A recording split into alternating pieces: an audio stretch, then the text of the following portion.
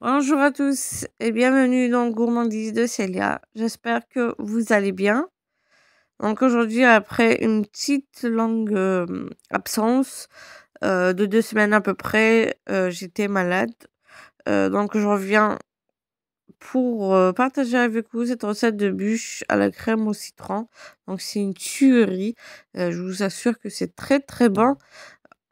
Donc celle-ci ressemble un petit peu à celle, que j'ai déjà préparée avant, à la crème à l'orange. Il y a juste une petite légère différence entre les 2 crèmes. Donc vous allez voir ça.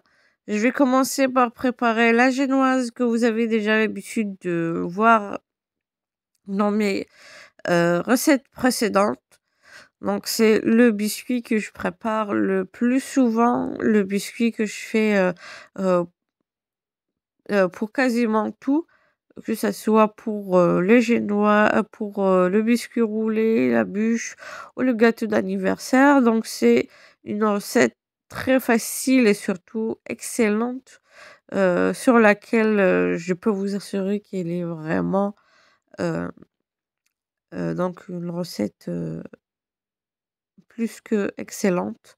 Je vous ai déjà donné, les ingrédients exacts pour avoir donc une bonne génoise aérée. Donc ici, j'ai les 5 œufs. Je vais pouvoir les battre avec 100 grammes de sucre jusqu'à ce que le mélange puisse, puisse doubler de volume et changer de couleur. Bien sûr, ici, vous pouvez ajouter soit une cuillère à soupe, une cuillère à café de vanille ou bien le zeste de citron, ça sera encore meilleur. Donc vous ajoutez, une cuillère à soupe de zeste de citron, ou bien, le zeste de 2-3 citrons. Donc ici, quand le mélange double de volume, vous mélangez donc, correctement pendant 7 minutes et vous aurez un mélange, d'œufs et de sucre qui a bien doublé de volume et qui est bien aéré. Vous ajoutez l'huile, donc 90 grammes pardon, d'huile. Vous l'ajoutez petit à petit, c'est-à-dire en filet, tout en mélangeant à grande vitesse et puis,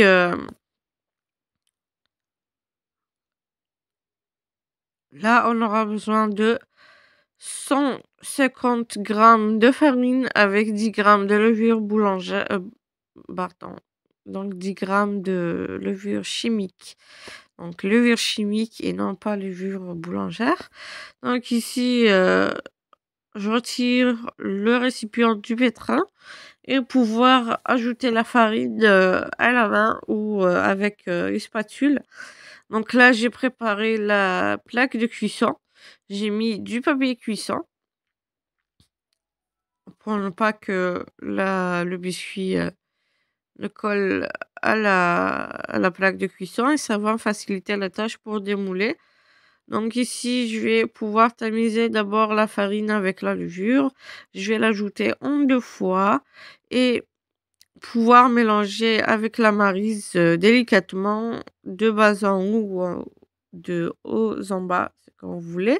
Mais l'essentiel, il faudra que ce soit vraiment doucement pour ne pas trop casser, donc le mélange œuf et sucre, puisque c'est ce qui va nous donner donc un biscuit aéré.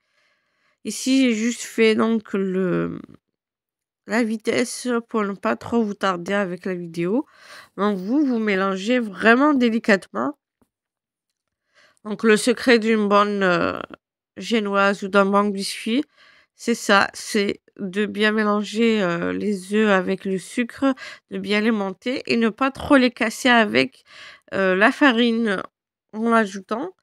Donc moi j'ai ajouté la farine en 2 fois et je vais pouvoir verser le mélange sur la plaque de cuisson et il faudra bien sûr, bien étaler, sur toute la surface. Voilà.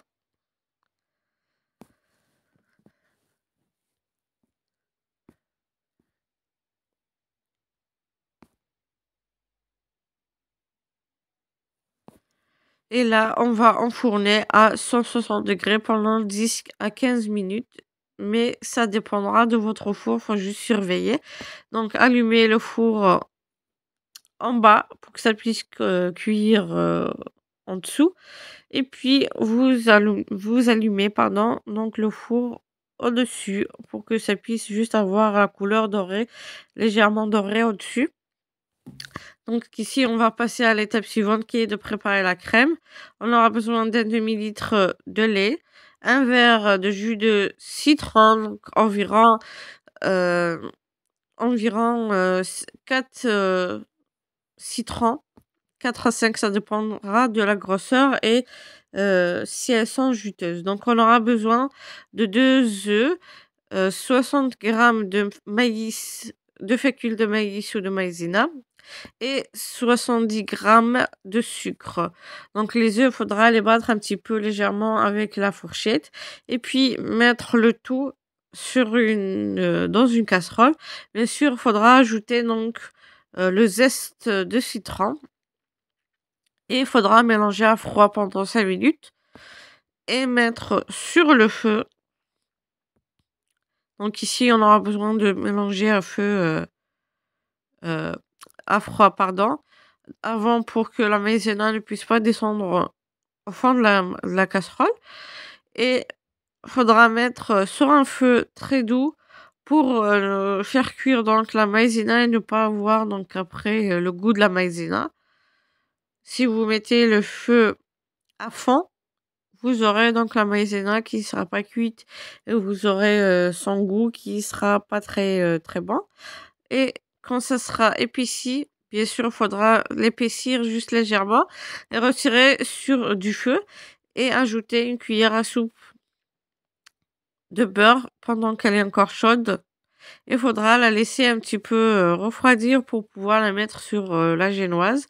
Moi, j'ai déjà la génoise qui est sortie du four, je l'ai roulée, voilà. Donc cette partie-là, je ne pouvais pas la faire puisque j'avais le téléphone qui a un peu buggé et je n'ai plus, cette partie-là. Voilà. Vous aurez donc si vous voulez voir, l'étape exacte quand je roule, vous pouvez voir, les vidéos précédentes. Bien sûr, je vous montrerai le lien. Donc ici, je mets directement la crème sur la bûche, sur la génoise et faudra bien étaler. Bien sûr, faudra la laisser un petit peu refroidir avant de l'étaler pour, ne pas qu'elle déborde au moment de rouler le biscuit. Voilà. Donc pour ceux qui veulent avoir un biscuit, bien mouillé, c'est-à-dire, avec, le sirop, vous préparez donc un verre de sucre avec 2 verres d'eau ou bien, juste un verre d'eau avec un demi-verre de sucre et la vanille ou le zeste des citrons et vous imbibez votre biscuit. Voilà, donc moi j'ai préféré mettre directement. Là, je roule. Vous avez vu que ça a un petit peu débordé avec la crème vu que je l'ai laissé, un petit peu liquide. Donc là, je vais mettre le biscuit sur une assiette.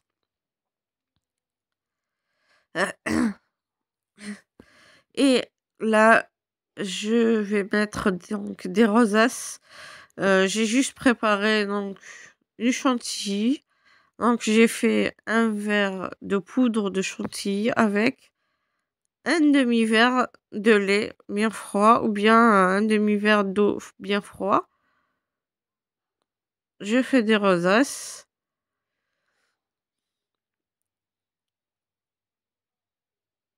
Bien sûr, vous pouvez décorer quand vous voulez, hein. Ce n'est pas obligé de faire des rosaces comme j'ai fait ici.